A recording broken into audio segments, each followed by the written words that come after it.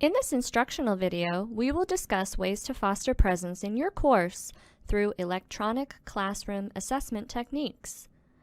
One way to establish instructor presence in a course is to elicit feedback from students about the course in general and also about their learning at specific points throughout the course. This can be done through informal formative checks. The goal is to touch base regularly to make students feel supported and to ensure maximum student success by not letting students fall through the cracks. Formative assessment methods are often low stakes, not always graded check-in points to help you gauge student learning in the moment and to make changes to future class sessions based on students' comprehension. Formative assessments can also help students learn how to intentionally reflect on their own learning, which can support cognitive presence. The Online Learning Consortium has collated formative assessments for online learning, which they call Electronic Classroom Assessment Techniques, otherwise known as ECATs. ECATs are consistent temperature checks of learning that are simple and usually not graded. They allow you to identify gaps in understanding and are designed to give you and your students useful feedback in the moment without too much effort from you or your students.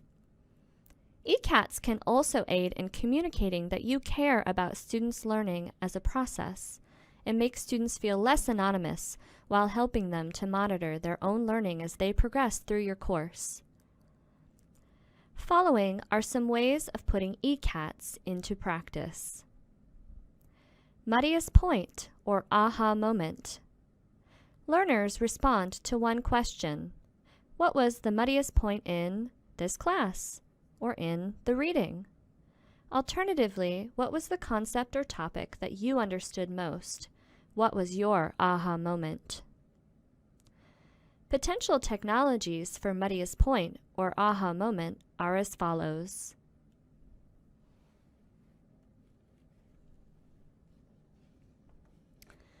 One-sentence summary.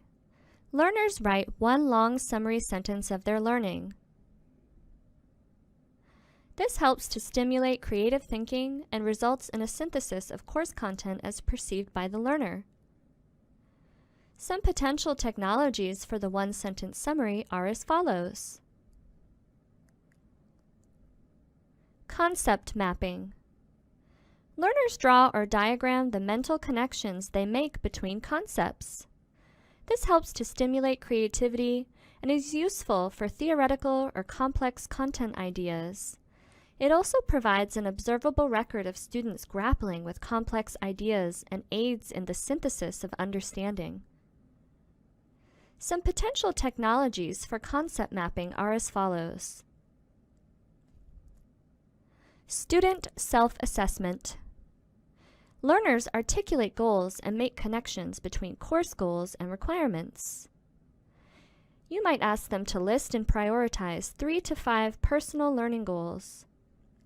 Students can also complete an anonymous survey indicating their level of confidence in mastering course material. This helps to gauge student attitudes, opinions, values, and self-awareness with relation to the core curriculum.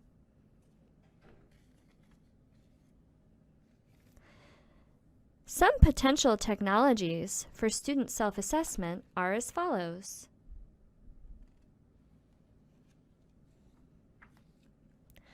Student-generated test or quiz questions. You can ask learners to create 2 to 3 potential questions with correct answers. From this, you can glean what learners know and think as fair test questions, assess how well learners can answer their own questions, assess what students consider as the most important content, as well as assess content knowledge. Some potential technologies for student-generated test or quiz questions are as follows. 1-minute paper. Learners might be asked to answer 2 questions.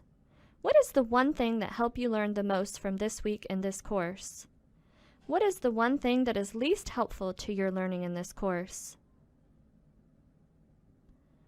Some potential technologies for the 1-minute paper are as follows. Now that you have an idea of some of the different kinds of formative assessments you can use in order to increase your instructor presence, as well as make students feel heard and understood in the learning process, feel free to try them out in your course.